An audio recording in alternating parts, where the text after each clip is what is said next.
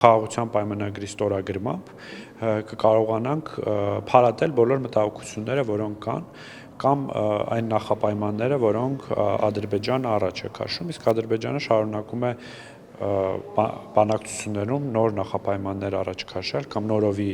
եղած նախապայմաններ առաջ քաշել, խոսքը Մինսկի խմբի լուծարմանն է վերաբերում եւ Հայաստանի սահմանադրությանը։ Եվ այս երկու հարցերի վերաբերյալ Հայաստան ունի շատ կոնստրուկտիվ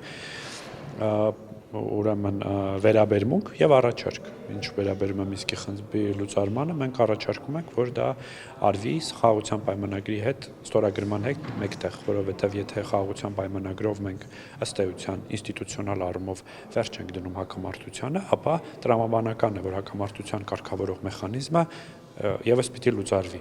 Ինչ վերաբերում է Հայաստանի սահմանադրությանը, բոլորին են հայտնի մեր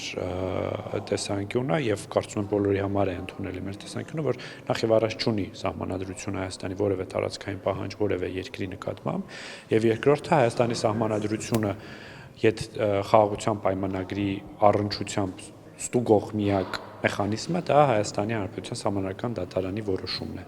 որը պիտի արվի սահմանադրության խաղաղության պայմանագրի ստորագրումից հետո։